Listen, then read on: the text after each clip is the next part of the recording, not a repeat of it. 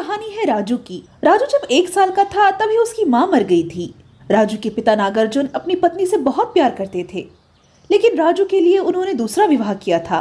राजू की सौतेली माँ तारा देवी शुरू शुरू में तो बहुत अच्छी थी, लेकिन कुछ दिनों में ही उसके मन में लालच पलने लगा, क्योंकि राजू के पिता बहुत बड़े बिजनेसमैन थे। पूरे गांव के खेत खलियान कारखाने उन्हीं के थे। पूरा गांव उनका इज्जत करता था। तारा देवी ने कभी भी अपनी सच्चाई किसी के सामने लाने नहीं दी।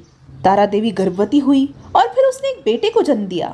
राजू तब लगभग 6 साल का हो गया था। उसके लिए उसकी माँ यानी तारा देवी ही सब कुछ थी। तारा की एक आवाज से राजू कहीं पर भी हो वो भागा भागा चला आता था। उस बेचारे को तो पता भी नहीं था कि तारा बस उसके सामने ही अच्छा बनने का नाटक करती है, क्योंकि राजू के पिता नागार्जुन ने अपनी सारी संपत्ति राजू के नाम कर दी थी, जो कि राजू को उसके 21वें जन्मदिन पर मिलने वाली थी।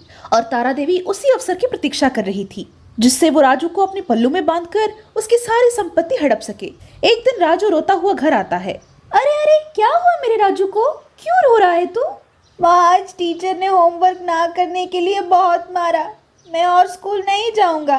कौन है वो टीचर? जरा नाम तो बता, अभी उसकी खबर लेती हूँ। वैसे मेरे लल्ला, तुम्हें स्कूल जाने की कोई जरूरत नहीं है। पर क्यों माँ? अगर मैं पढ़ूंगा लिखूंगा नहीं तो बड़े होकर कमाऊंगा कैसे? तुझे कमाने की क्या जरूरत है बेटा? ये इतनी सारी जमीन, खेत खलियान, इन सब का मालिक तो तू ही है। अब तुम हरिहर काका को ही देख लो। हरिहर जी, आप कितने के पढ़े लिखे हैं? जी मैडम, ग्रेजुएशन की है। ग्रेजुएशन की है, फिर भी आप मेरे राजू के नौकर हैं। देखा बेटा, पढ़ाई लिखाई करेगा तो सिर्फ किसी के यहाँ नौकरी करेगा, और पढ़ाई नहीं करेगा तो मालिक बनकर राज करेगा। राजू खेलने आंगन में चला जाता है। तभी राजू के पिता नागार्जुन आते हैं। अरे राजू, तू स्कूल क्यों नहीं गया? नहीं पिताजी, माँ ने बोला है कि मैं तो मालिक हूँ, मुझे पढ़ने लिखने की कोई जरूरत नहीं है। नागार्जुन को बहुत गुस्सा आता है और वो गुस्से में अंदर जाते हैं। और फिर तारा, क्या है ये? तुमने राजू को ये कौन सा पाठ पढ़ाया है? तुम्हें शर्म नहीं आती बच्चे को उल्टा पाठ पढ़ाते हुए? अब उसे बुलाओ और स्कूल जाने के लिए बोलो, क्योंकि तुमने उसके सर में जो भूत डाला है उसे सिर्फ तुम ही निकाल सकती हो। वो तुम्हारे अलावा और किसी की नहीं सुनेगा। जल्दी से बुलाओ उसे। तो मैंने कौन सा उसको उल्टा पाठ पढ़ाया है? आपने अपनी सारी संपत्ति अपने बेटे के नाम कर दी। मेरे और मेरे बेटे अमर के बारे में तो एक बार भी आपने नहीं सोचा। ओह, तो तुम्हारी सुई संपत्ति में अटकी हुई है। मैं पिता होने के नाते हमेशा अपने राजू के लिए परेशान था कि उसकी सौतेली माँ कभी उसकी सगी माँ बन पाएगी भी या नहीं, और तुमने दिखा भी दिया कि तुम एक नागिन हो जो मेरे बच्चे को डस लोगी। नागार्जुन के इतना कहते ही तारा देवी ने गुलदस्ता उठाया और उसके सर पर दे मारा। नागार्जुन तुरंत बेहोश हो गया। कुछ देर बाद तारा डॉक्टर के सामने नाटक करते हुए, डॉक्टर, इन्हें क्या हो गया है? सुबह तो अच्छे थे, अपने काम पर निकल गए थे, अचानक ये क्या हो गया है? तारा जी, ऐसा लगता है कि किसी ने इनके सर पर किसी भारी चीज से वार किया है। जी जी डॉक्टर साहब, आप बिल्कुल ठीक कह रहे हैं। दोपहर को जब मैं खेत से वापस आ रहा था ना, तब मैंने देखा कि साले साहब के सर पे एक सूखा नारियल आकर गिरा और वो तुरंत बेहोश हो गए। मैंने जल्दी ही अपनी बहन को बुलाया। तारा देवी का भाई अशोक अपनी बहन को बचाने के लिए मनगढ़ंत कहानी बोलने लगा। देखिए तारा जी, इन्हें सर पे चोट जैसे भी लगी हो पर गहरी है, और इसकी वजह से ये और कभी भी चल फिर या बोल नहीं पाएंगे। क्या कहा डॉक्टर? ऐसा मत बोलिए, आप इन्हें ठीक कर दीजिए। हाँ डॉक्टर, आप पैसों की चिंता मत कीजिए, आप इन्हें ठीक कर दीजिए। देखिए, पैसों की कोई चिंता नहीं है, वो तो आप दे ही देंगे, लेकिन इनके चोट काफी गहरे हैं, ये कभी ठीक नहीं हो पाएंगे। I am sorry. धीरे धीरे वक्त बीत रहा था। तारा देवी नागार्जुन को खाने पीने में बहुत परेशान करती थी, जिसकी वजह से वो खूब कम दिनों में चल बसे। अब राजू 21 साल का हो गया था, लेकिन 21 साल के होने के बावजूद भी वो नादान था, पर बहुत ही साफ दिल का था। एक दिन वो एक लड़की के साथ मजाक करते करते अपनी हद भूल जाता है। उसके लिए तो वो एक मजाक ही था, लेकिन उस लड़की के गांव वालों ने इस हरकत की वजह से उसका जीना मुश्किल कर दिया था। ए लड़की, माना कि तू शहर से आई है, पर इसका मतलब ये तो नहीं तू ये गांव गलियों में छोरों के साथ चुम्मा चाटी करेगी। अरे तुम अगर हमारे गांव में रहोगी तो हमारी बेटियां भी खराब हो जाएगी। तुम्हें हमारे गांव से निकलना होगा। नहीं काकी, मैंने कोई गलती नहीं की है। मुझे सच में नहीं पता है कि वो लड़के कौन थे। तुम जैसे चालू लड़कियों को हम अच्छे से जानते हैं। तुम्हारा काम ही है अमीर लड़कों को अपनी सुंदरता की जाल में फंसाकर उनकी संपत्ति हड़प लेना। मुझे सच में नहीं पता है कि वो कौन है काकी, मेरा यकीन करो। चुप कर लड़की, अब तुम्हारे पास सिर्फ 2 ही रास्ते हैं। या तो उस लड़के से शादी कर, वरना तुम्हें और तुम्हारे पिता को मुंह में काला लगाकर गधे पर बिठाकर पूरा गांव घुमाएंगे। ए लड़की, तुमने एक बच्चे के हाथों खबर देखकर क्यों बुलवाया है मुझे? लड़की नहीं, रचना नाम है मेरा, जिसकी तुमने जिंदगी बर्बाद कर दी है। अरे अरे, मैंने क्या किया? ओहो, तो तुम कल की बात कर रहे हो शायद। अरे वो तो एक मजाक था, भूल जाओ। मजाक था तुम्हारे लिए, मेरे लिए तो तुमने मेरा और मेरे परिवार का जीना हराम कर दिया है। गांव वाले हमें गांव में रहने नहीं दे रहे हैं। मैं तुम्हारे सामने दो विकल्प रखती हूँ, या तो मुझसे अभी शादी करो, नहीं तो ये जहर पिला दो। राजू कुछ देर मौन रहा और फिर बोला, देखो लड़की, मेरा मतलब है रचना, मैं तुमसे शादी अभी नहीं कर सकता, क्योंकि मैं अपनी माँ को बहुत मानता हूँ, उनसे बहुत प्यार करता हूँ। मैं उनकी इजाज़त के बिना सांस भी नहीं लेता। मैं घर जाकर उन्हें पूछूंगा, अगर उन्होंने इजाज़त दी तो मैं तुरंत आकर तुमसे शादी करूंगा। और अगर उन्होंने मना कर दिया तो जो तुम्हारी किस्मत में लिखा होगा वही होगा। तुम ये जहर पी लेना, तुम्हारे मौत का दुख मुझे बहुत होगा, पर मैं कुछ कर भी नहीं सकता। तभी राजू का दोस्त बोलता है, राजू, तो इतना बुरा कब से हो गया रे? तेरे सामने एक लड़की अपनी जान दे देगी, तुम्हें अच्छा लगेगा? गलती हमसे हुई है, हमारी गलती की सजा रचना क्यों भोगी? तो अभी इसके मांग में सिंदूर दे और इसे शादी कर। पर बिरजू, माँ, देख राजू, तुम्हारा माँ का दिल बहुत बड़ा है, तू उन्हें अच्छे से जानता है। अगर तू उन्हें सारी कहानी बताएगा तो वो नाराज नहीं होगी। तू एकदम सही कह रहा है बिरजू। और राजू ने उसी मंदिर में रचना से शादी कर ली। इधर तारा देवी राजू के लिए एक पागल लड़की के साथ रिश्ता पक्का कर रही थी, क्योंकि राजू को तो हिसाब किताब नहीं आता था और वो ये नहीं चाहती थी कि उसकी पत्नी पढ़ी लिखी हो, इसलिए उसने एक पागल लड़की के साथ उसका रिश्ता पक्का कर दिया। और फिर उसी शाम, राम राम राम भांजे, तूने ये क्या किया?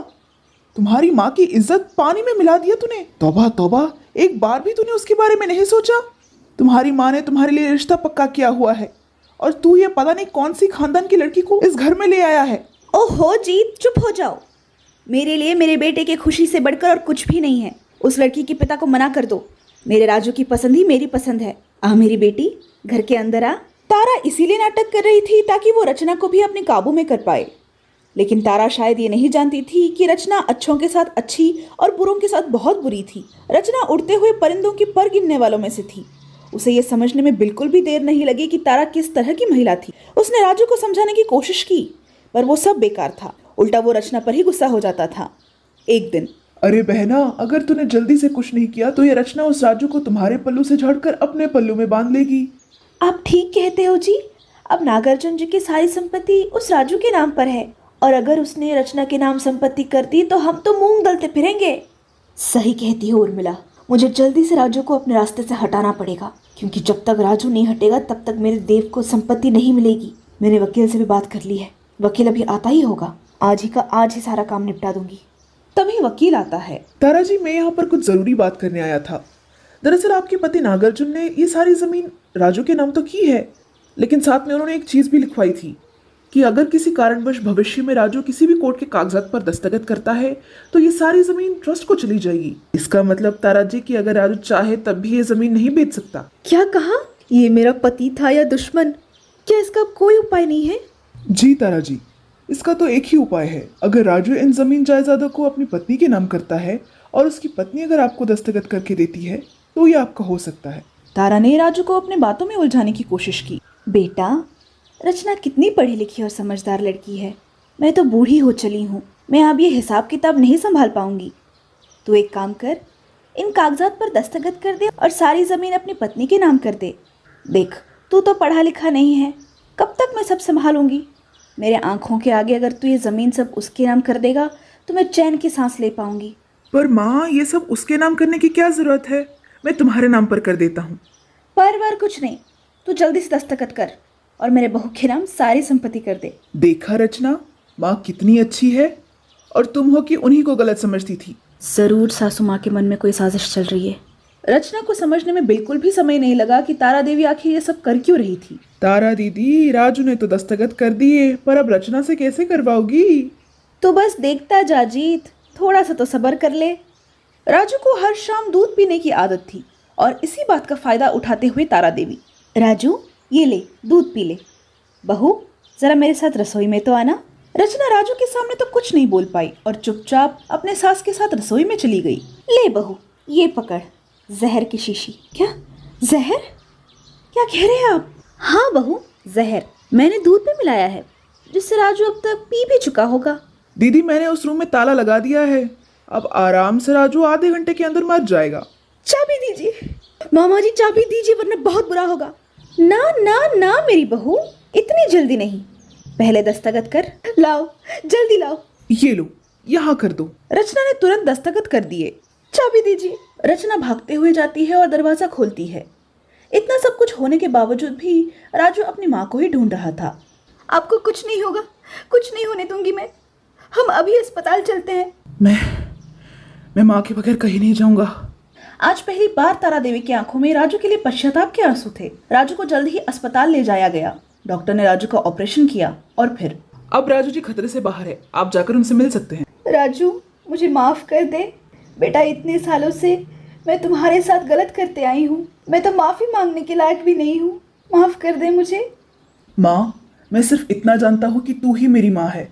मैं और कुछ नहीं जानना चाहता। पिछले कुछ दिनों में क्या हुआ क्या नहीं मुझे जानना ही नहीं है माँ। मैं बस इतना जानता हूँ कि तू मेरी माँ है और मैं तेरा लाडला बेटा, बस।